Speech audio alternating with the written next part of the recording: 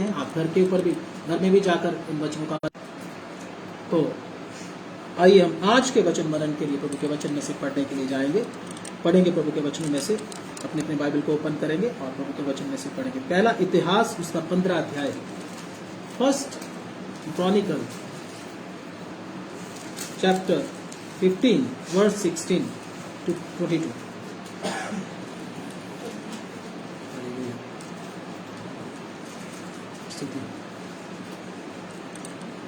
पहला इतिहास उसका 15 अध्याय, उसका 16 वचन। तब दाऊद ने प्रधान लेवियों को आज्ञा दी कि वे अपने भाई गवेयों को बाजे अर्थात सारंगी, वीणा और झांझ देकर बजाने और आनंद के साथ ऊंचे स्वर से गाने के लिए नियुक्त करें। हाँ, सर्वशक्तिमान परमेश्वर के वचन के पढ़े जाने के लिए परमेश्वर का धन्यवाद देते हैं। इधर प्रभु के वचन में जब हम देखते हैं पुराने नियम के अंदर दाऊद राजा ने क्या किया है, भवन में बहुत सारे लोगों को गाने के लिए क्या किया है, चुना है कि वो लोग क्या करें, परमेश्वर का भजन क्या करें, गाया करें। 15 का 16 एक बार दोबारा पढ़ दे। तब दाऊद ने प्रधान लेवियों को हाँ, आज्ञा दी कि वे जी अपने भाई गवेयों को जी बाजे अर्थात सारंगी, जी वीणा और झांझ देकर जी बजाने और आनंद के साथ ऊंचे स्वर से गाने के लिए नियुक्त करें। गाने के लिए क्या करे, नियुक्त। बाजा बजाने के लिए, गाने के लिए, सब काम के लिए, प्रभु की आराधना के लिए क्या किया गया, लेवियों में से क्या किया गया, लोगों को नियुक्त किया गया। किधर, पुराने नियम के अंदर परमेश्वर के भवन में अगर गाना है। ध्यान से सुनिए इस वचन को। पुराने नियम में कितना कानून क्या था, परमेश्वर का सख्त था, वही गाएगा, वही बजाएगा जो क्या किया गया है, परमेश्वर की आज्ञा के अनुसार नियुक्त किया गया है। सब प्रभु की हजूरी में बजा नहीं सकते हैं। आजकल बहुत सारी जगहों पे आपने देखा होगा, कोई भी आकर क्या करने लगता, बजाने लगता प्रभु की हजूरी में। कोई ड्रम बजा रहा है, कोई गिटार बजा रहा है और वो अपना स्टाइल भी दिखा रहा है। होता कि नहीं होता? लेकिन पुराने नियम में इतना कानून क्या था, सख्त था और पवित्रता में था कि जो चुने हुए हैं और लेवियों में से क्या किया गया, गाने बजाने वालों को क्या किया, चुना। प्रभु की हजूरी में गाना बजाना भी है तो वो भी कौन कर सकते हैं, लेवी। ये नहीं कि कोई भी आ जाए से, हाँ जी मैं गाना चाहता हूँ जी, मुझे भी गाने का मौका दो। यहाँ पे कोई स्टेज परफॉर्म करने का मौका किसी को भी इधर नहीं है। आदर, महिमा, जलाल सिर्फ किसको मिलना है, सर्वशक्तिमान परमेश्वर को ही मिलना है। ये परफॉर्म करने की जगह नहीं है, ये कोई स्टेज नहीं है। इन बातों को आपको क्यों सिखाया जा रहा है, ताकि आप सब लोग क्या रखें, इन बातों को याद रखें, जो कि गलत सिस्टम आजकल कलीसियों में आया हुआ है। किसी को भी गाने का, किसी को भी बजाने का मौका मिल जाता है, ऐसे नहीं चलता है प्रभु की हजूरी में। प्रभु की हजूरी में अगर नए नियम में भी देखे तो जो पवित्र आत्मा से भरे हुए व्यक्ति थे उनको ही क्या दिए जाते थे, सब काम दिए जाते थे, ताकि परमेश्वर की सेवा वही कर सकता है जिसको उस काम के लिए क्या किया गया है, चुना गया, नियुक्त किया गया। तो आइए हम परमेश्वर के वचनों के अनुसार खुद भी चले और दूसरों को भी क्या करें, बताएं। हम प्रभु का वचन क्यों सीख रहे हैं, ताकि हम दूसरों को भी क्या कर सके, बता सके और खुद भी उसके अनुसार चल सके। प्रभु की हजूरी में कोई भी व्यक्ति बिना नियुक्त किए, बिना पवित्र आत्मा पाए इस प्रकार की सेवकाई कर नहीं सकता है वचन के अनुसार। ये बात हमेशा याद रखना, ताकि कोई हमारे भी कलीसिया में आए कि मुझे भी गाने का मौका दो। तो आप सब लोगों को पता होना चाहिए कि ये काम चलता नहीं है, इसलिए क्योंकि हमने वचन के आधार पर देखना है। दूसरी बात हम प्रभु के वचनों में से देखेंगे, इसको आगे पढ़ देंगे, 22 वचन भी पढ़ देंगे। राग उठाने का, पूछिए बात। राग उठाने का हाँ। अधिकारी कन्हैया नामक लेवियों का प्रधान था। हाँ। वह राग उठाने के विषय शिक्षा देता था, क्योंकि वह निपुण था। हाँ, अब प्रभु की हजूरी में राग की जरूरत है या नहीं, बोलो। नहीं, कितने लोग बोलते हैं, कितने लोग बोलते नहीं, बोलो। कितने लोग बोलते नहीं है, वो हाथ खड़ा कर। कोई राग की जरूरत नहीं, राग उठाने की नहीं, क्या है? काफी लोग तो चुप है, सभी बोलो ना, है या नहीं? है ना। मतलब राग का मतलब क्या है? सही तरीके से लय में गाना। तो ये लोग भी क्या करते थे? लय में गाते थे। लय में गाने के लिए परमेश्वर ने कुछ व्यक्तियों को क्या किया था? दाऊद के द्वारा नियुक्त किया था, ताकि वो उनको क्या करे? गाना भी सिखाए। किस प्रकार के प्रभु की हजूरी में गाना है। गाना भी मन को क्या लगना चाहिए? अच्छा लगना चाहिए या नहीं लगना चाहिए? तो वो भी अच्छा लगना चाहिए। ये भी क्या करते थे? उनको सिखाते थे, ये शिक्षा भी दी जाती थी। लेकिन आजकल लोग कैसे? प्रभु की हजूरी में जैसे मर्जी टूटे बज्जे, जैसे मर्जी गाओ, कोई दिक्कत नहीं। ताली किधर को जाए, आवाज किधर को जाए, कोई दिक्कत, जैसे मर्जी गाओ, कौन रोकने वाला है? ऐसा नहीं।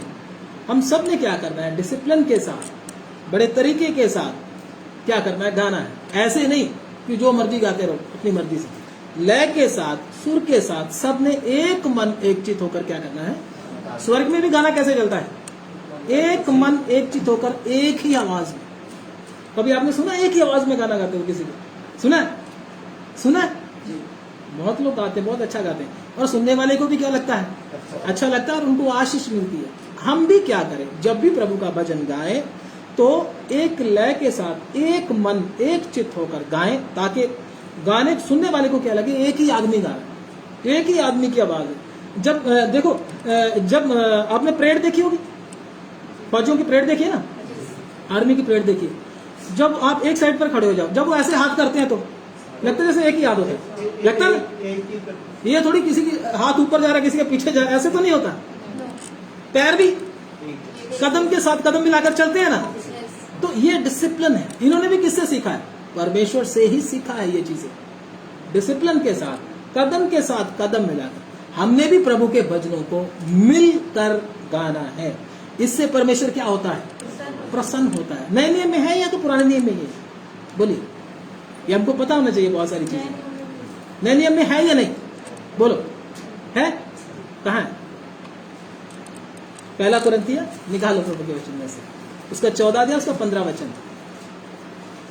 पहला कुरिन्थिया 14 का 15 निकाले जी।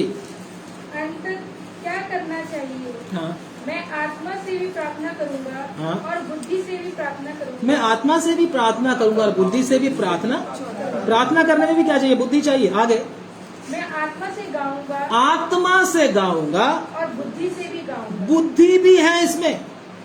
गाने में क्या है? बिना बुद्धि के भाई साहब मत गाना प्रभु के हजूरी में। जब भी गाना है बुद्धि के साथ गाना है। बुद्धि क्या काम करती है? आपको ये सिखाती है बुद्धि, मैंने दूसरों के साथ क्या करना है? मिलकर प्रभु के भजन को गाना। मेरी आवाज इधर उधर नहीं होनी चाहिए। कई लोग तो आंखें कर लेते हैं बंद, बस अपना ढोल खुद बजाते रहते हैं, पता नहीं कि किधर को गाना जा रहा है, किधर को नहीं। ताली भी कईयों की किधर, कईयों की किधर। सुनने वाला भी क्या है? प्रभु के हजूरी में इनको गाना बजाना आता नहीं। तो हमने ये चीजों को भी क्या करना सीखना। प्रभु की आराधना करते समय लोगों को, पड़ोसियों को क्या लगना चाहिए? डिस्टर्ब नहीं होना चाहिए, बल्कि अच्छा लगना चाहिए। और सुनकर वो भी कहें यार हमें इधर आकर क्या करना चाहिए। फिल्मी गाना सुनने के लिए लोग क्या करते हैं? अगर मनपसंद गाना बजे कहीं गली में तो लोग क्या कर जाते हैं? चलकर उधर चले, सुनते हैं यार, बैठ के सुनते हैं कि नहीं फिल्मी गाना। लेकिन मैं कहता हूँ प्रभु की आराधना जब हम भजन गा रहे हैं तो लोगों के मन को इतना भाना चाहिए, लोगों को बोलना चाहिए यार कितना अच्छा गा रहे हैं, कितना अच्छा लग रहा है। हमें भी जाकर क्या करना चाहिए? सुनना चाहिए इनके भजनों को। तो असर होगा कि नहीं होगा लोगों के ऊपर? तो इस प्रकार से हमको भी इस डिसिप्लिन के साथ चलना चाहिए। प्रभु का दास क्या कहता? मैं बुद्धि से भी गाऊंगा, आत्मा से भी गाऊंगा और बुद्धि से। बुद्धि में क्या है? डिसिप्लिन है। बुद्धि में क्या है? सुर है, ताल है। वो किसमें? बुद्धि ने। इसलिए क्या बोला है? उसमें मिलकर हमने गाना है। दाऊद ने ऐसे गवैयों को क्या किया था? नियुक्त किया था। पुराने नियम में कानून इतना अच्छा था, तो क्या नए नियम में नहीं है? क्या नए नियम इससे भी क्या है?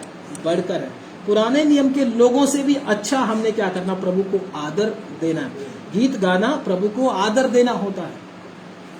तरीके से काम करना, सब क्या करना है? सिस्टम के साथ, जैसा वचनों में बताया गया। मूसा को जैसा बताया गया था उसने वैसा ही किया ना। जैसा बोलते लिखा गया, जैसा उसको दिखाया गया वैसे उसने किया।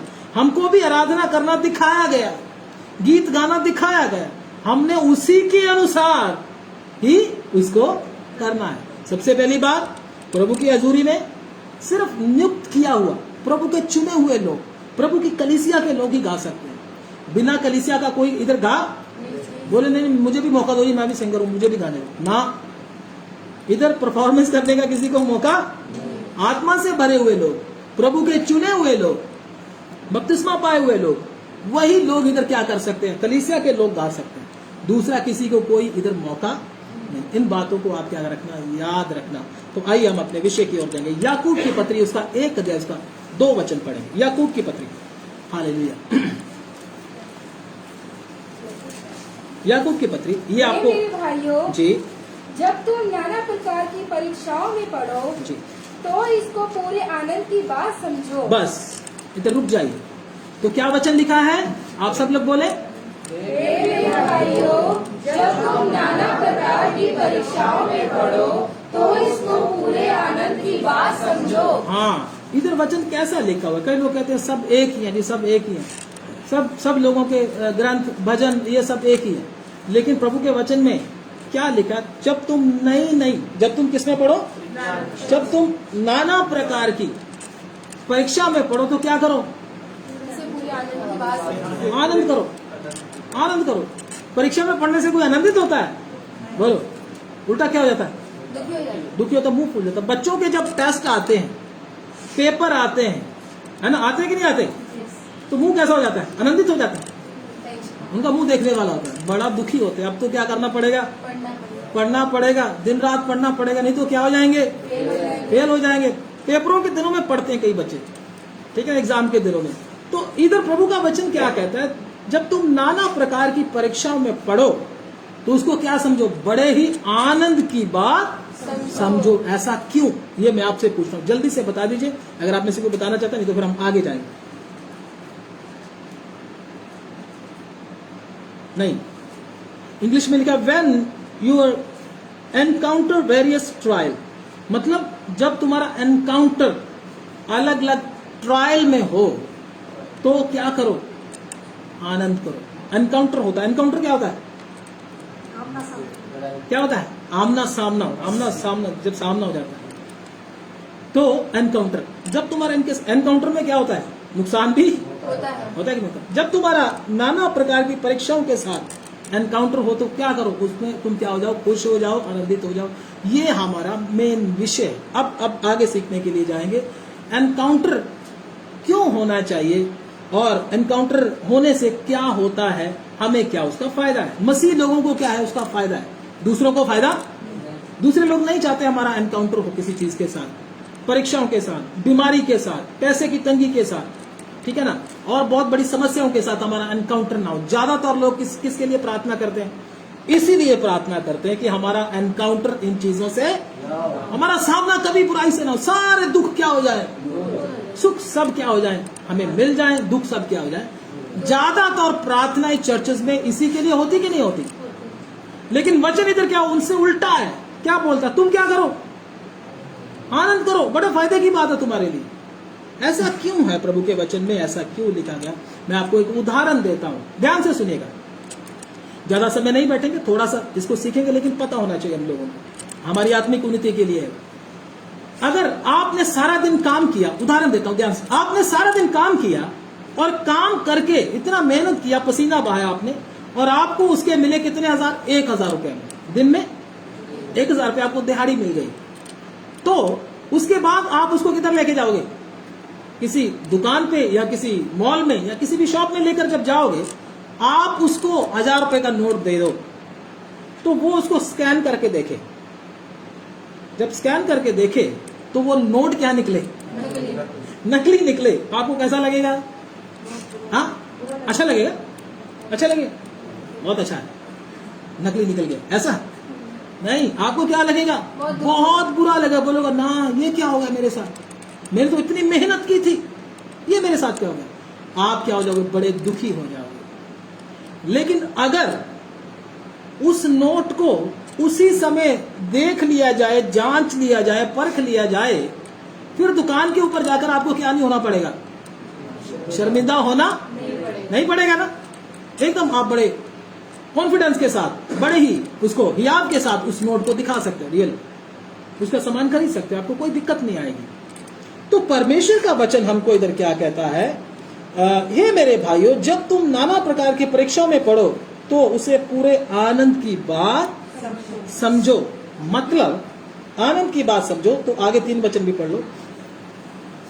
यह जानकर कि तुम्हारे विश्वास के परखे जाने से धीरज उत्पन्न होता है, पर धीरज को अपना पूरा काम करने दो, हाँ, कि वह पूरे और सिद्ध हो जाओ। बस। तो क्या है, ये बात आती है हमारे विश्वास की। अगर हमारा विश्वास पहले से परखा जाए तो हमारे लिए कितना अच्छा होगा। वचन ने कहा जो विश्वास करे और बपतिस्मा ले उसी का क्या होगा, उद्धार होगा। यही होगा ना, उद्धार होगा। अगर विश्वास सही ना हुआ तो उद्धार होगा नहीं होगा। एक नकली विश्वास है, एक असली विश्वास है। लेकिन हमारा परमेश्वर हमारे ऊपर परीक्षाएं, हमारे ऊपर समस्याएं क्यों लेकर आता है, ताकि हमारा विश्वास हमको, प्रभु को तो पता है, हमको पता चल जाए कि वो सही है या नहीं। इसलिए समस्या आती है।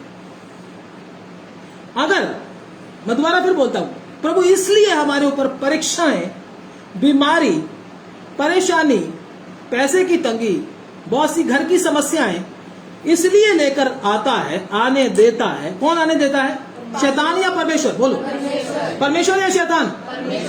आने देता है ताकि हमारा विश्वास, जिसको हम विश्वास करके बोलते हैं, हाँ जी मैं भी विश्वासी हूं, मुझे भी बड़ा विश्वास है प्रभु के ऊपर, दिख जाए हमको वो असली है या नकली है। तो नकली कब होता है, जब समस्या हमारे सिर के ऊपर आ जाती है, पैसे की तंगी हमारे जीवन में आ जाती है, बीमारी से हम ग्रस्त हो जाते हैं, ठीक है ना, ऐसी हालत हमारी हो जाती है। तब हम क्या करते हैं, अगर नकली है तो चिड़चिड़ाने लगते हैं, बुड़बुड़ाने लगते हैं, एक दूसरे को गाली गलौज करने लगते हैं, दुखी हो जाते हैं, बहुत सारे लोग रोने भी लगते हैं और कईयों को तो डर सताने लगता है। इसका मतलब क्या है, प्रभु आपको इशारा दे रहा है, मेरे बेटे, जो तू कहता तेरा विश्वास करके जिसको तू बोल रहा है, जिसके द्वारा तूने स्वर्ग में प्रभु के पास जाना है, वो सही नहीं है, वो नकली है। इसलिए मैं तुझे मौका दे रहा हूं, मसीह के न्याय सिंहासन के सामने जाने से पहले पहले इसको क्या कर ले, ठीक कर ले इसको, नहीं तो उधर जाकर तेरे को क्या हो जाएगा, धोखा हो जाएगा। इसीलिए परमेश्वर हमको समस्याओं के बीच में से जाने देता है, ताकि हमको खुद को ही पता चल जाए मेरा विश्वास सही है कि नहीं। क्योंकि बिना विश्वास पाए, विश्वास के उद्धार होता नहीं है। जो विश्वास नींव है, विश्वास करे और बपतिस्मा ले, उसी का क्या होगा, उद्धार होगा। नहीं तो हमारे उद्धार का काम क्या हो जाएगा, रुक जाएगा। मैं आपको बताता हूं। तो समस्याएं और परेशानियां प्रभु ही आने देता है। लेकिन इसमें एक और बात है, इस वचन को 3 वचन को दोबारा पढ़ ले, 2 वचन को पढ़ ले। जी। हे मेरे भाइयों, हाँ। जब तुम नाना प्रकार की परीक्षाओं में पड़ो, हाँ। तो इसको पूरे आनंद की बात समझो, यह जानकर कि तुम्हारे विश्वास के परखे जाने से धीरज उत्पन्न होता है। हाँ, अब जबकि अगर हम नकली विश्वास हमने देख लिया, नकली विश्वास कौन सा होता है,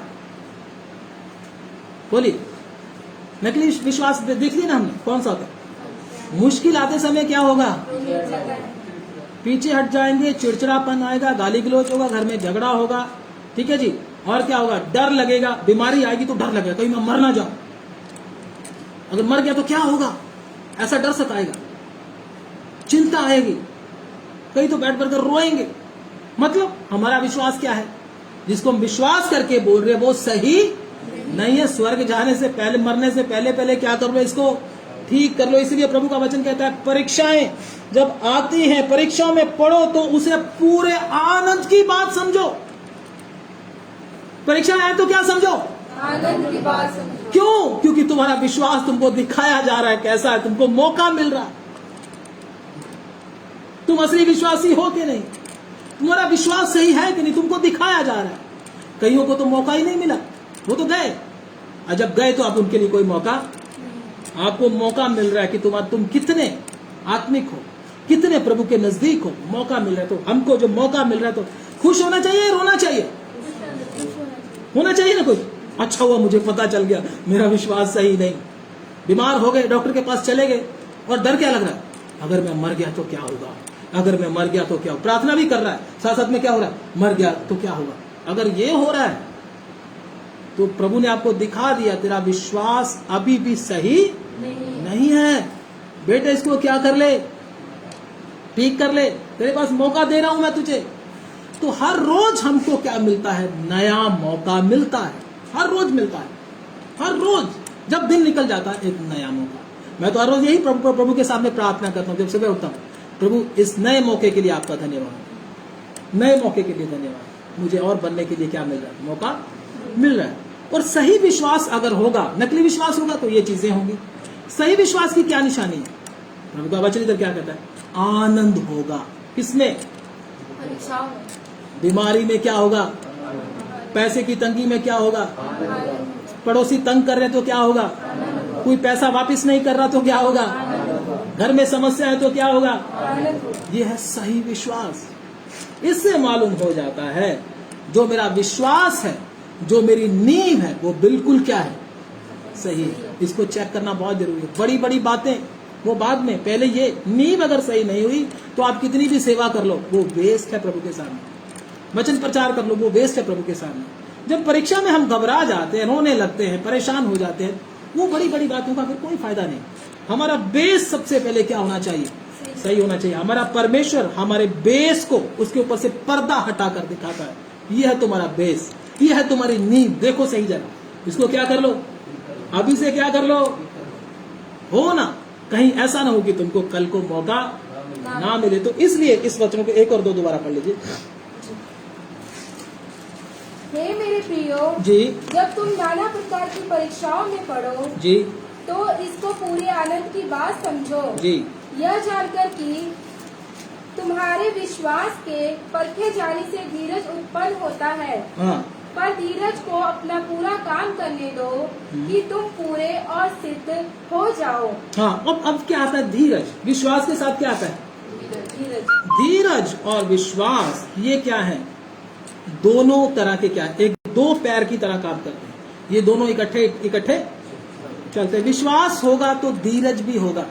धीरज में क्या होता है, हम सहते हैं, इंतजार करते हैं, लिखा ना, जो यहोवा की बाट जोते हैं वो नया बल प्राप्त। तो इससे हमें क्या मिलता है, साथ में धीरज भी मिलता है। ये दोनों साथ साथ इकट्ठे चलते हैं।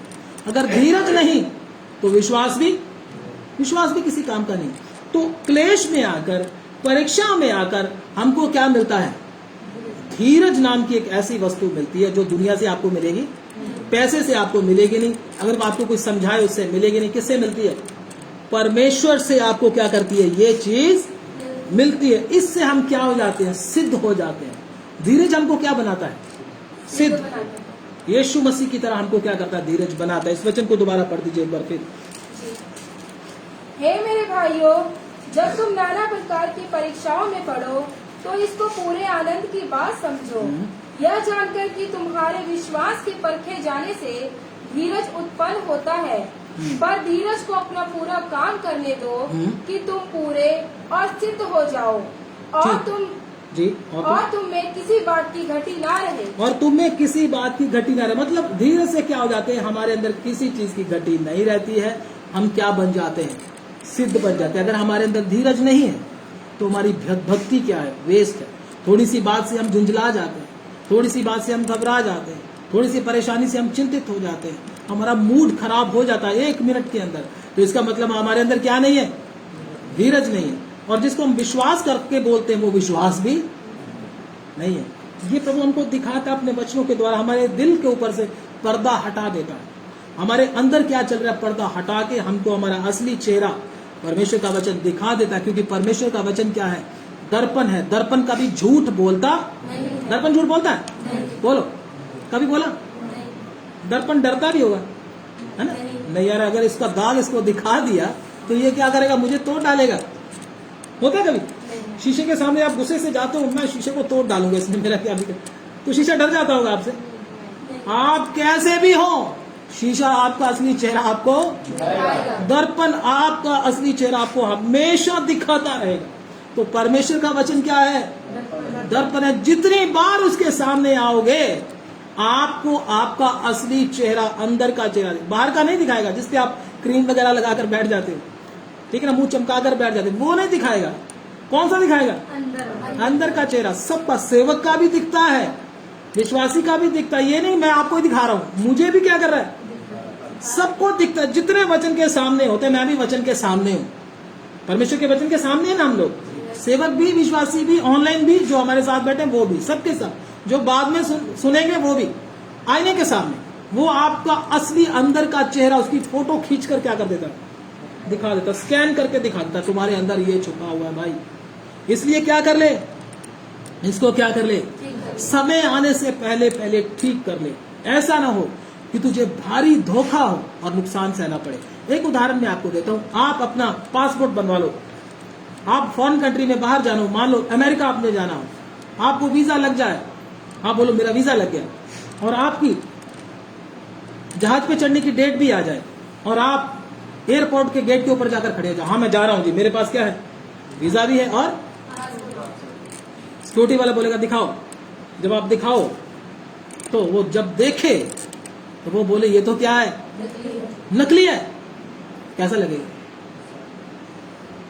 इतनी मेहनत की, पैसा खर्च किया, बहुत कुछ सोच के रखा था, बहुत लोगों को बता भी दिया मैं जाऊंगा, मैं एक दिन जाऊंगा।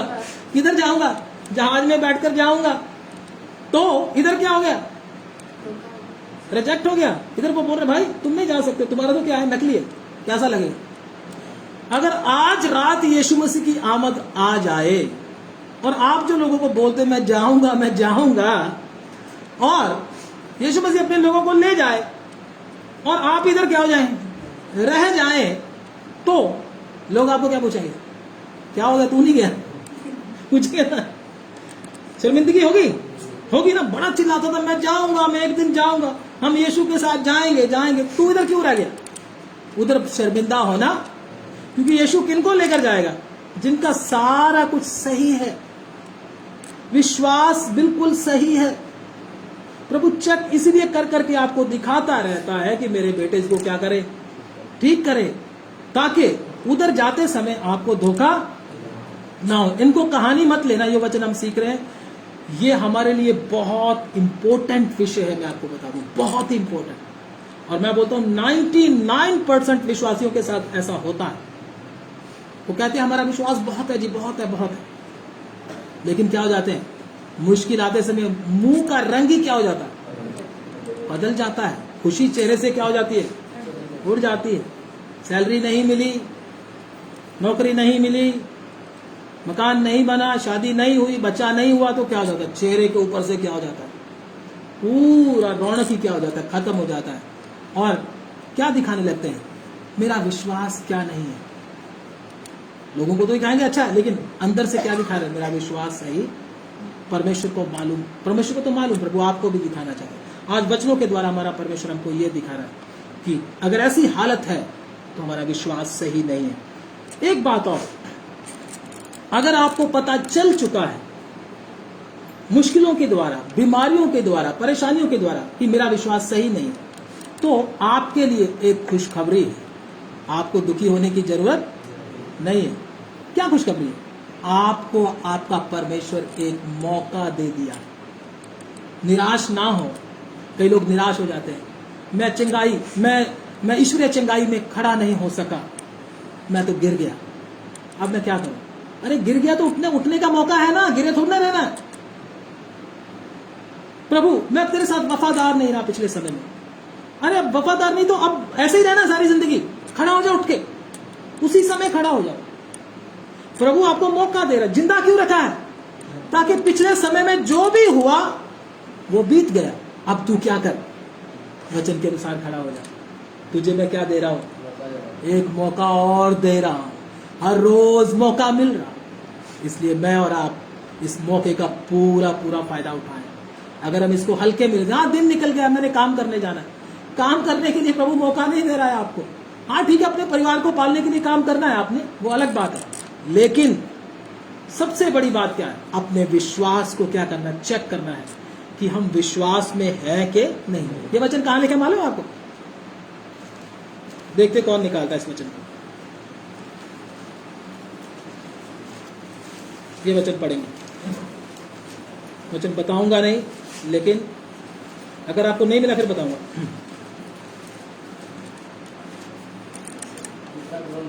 हाँ 13 जी, दूसरा ग्रंथ 13 का 5, ऐसे बोलो फटाफट। दूसरा ग्रंथ 13 का 5 पढ़ो, ऊंची आवाज में पढ़ो। कोई अपने आप को परखो। किसको परखो? पास्टर जी को परखो, अपने आप विश्वासियों को परखो, वो बहन को परखो, भाई सुलेखचंद को परखो। किसको परखो? अपने आप भाई लक्ष्मी प्रसाद को परखो। किसको परखो? अपने आप अपने आप को परखो। किस लिए?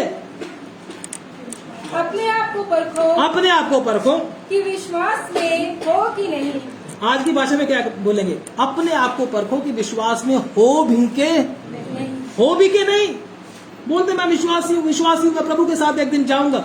गाना भी गाते हम मिलेंगे बादलों पर, कहीं और ही मिलेंगे, फिर क्या क्या बनेगा? इसलिए क्या करें, पहले से ही अपने आप को जांच ले, परख ले कि अपने आप को परखो कि विश्वास में हो के नहीं। आगे, अपने आप को जांचो। अपने आप को जांचो। क्या तुम अपने विषय में यह नहीं जानते कि यीशु मसीह तुम में है? हाँ नहीं तो तुम जांच में निकम्मे निकले हो। हाँ, जांच में तुमने अपने आप में भी देखना कि तुम में यीशु मसीह है के नहीं। क्या है तुम में? ये क्या लिखा है आगे? तुम में यीशु मसीह है के नहीं, यही लिखा ना?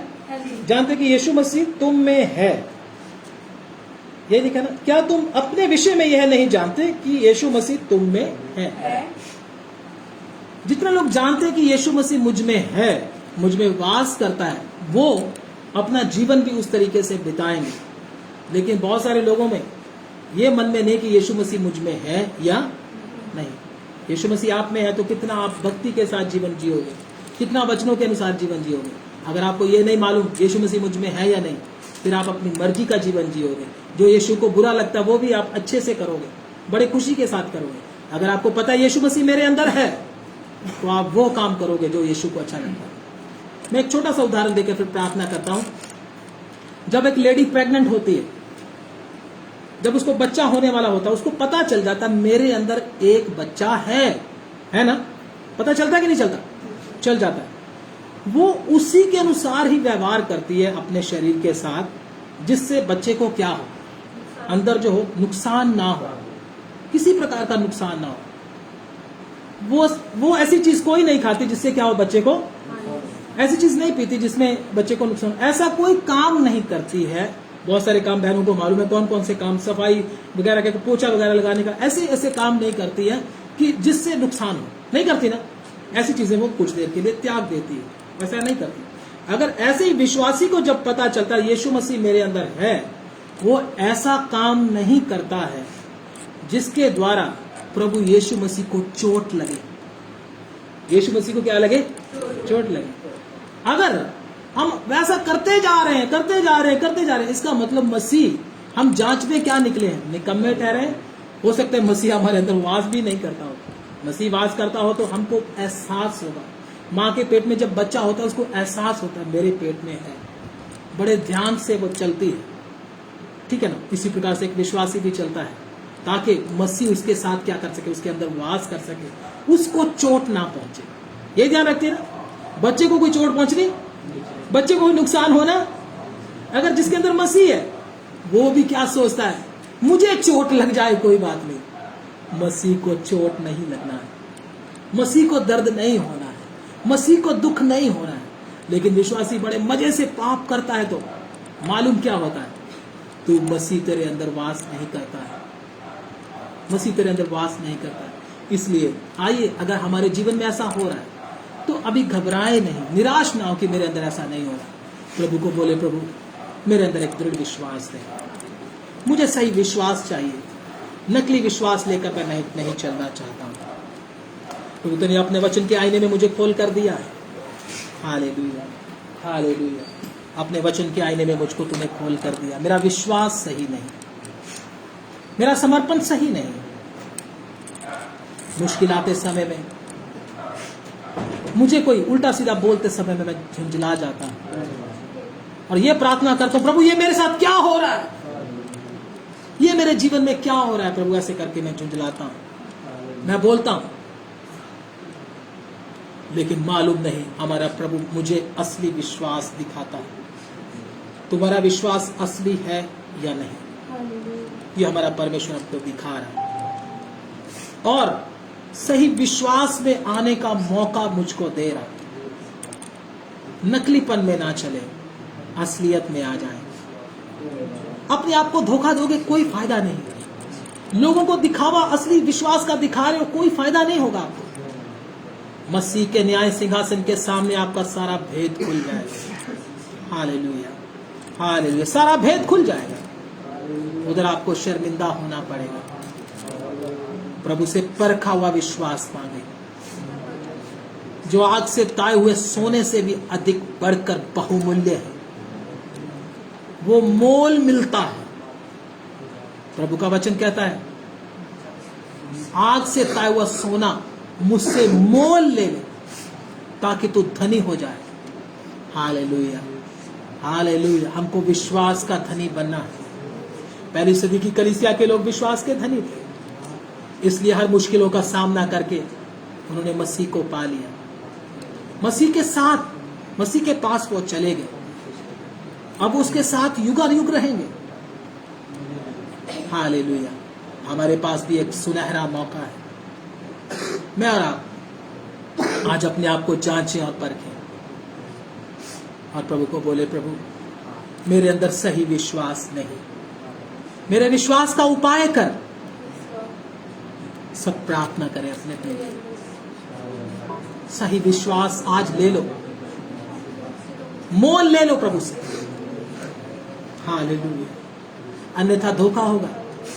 बहुत सारे लोग बोलेंगे प्रभु को, हम भी तेरे नाम पे विश्वास करते थे, हमने भी भूतों को निकाला था, हमने भी अद्भुत काम किए थे, हम भी बड़ी प्रार्थना करते थे, हम भी चर्च में जाते थे, हम भी कलीसिया में बड़े पास्टर के साथ जुड़े हुए थे। बहुत सारे लोग बोलेंगे, कोई फायदा नहीं होगा। एक सही विश्वास प्रभु से मांगे, मांगोगे तुमको दिया जाएगा, खटखटाओगे तुम्हारे लिए खोला जाएगा, ढूंढोगे तो पाओगे। हालेलुया, धन्यवाद। ब्रदर अमित के साथ प्रार्थना करेंगे।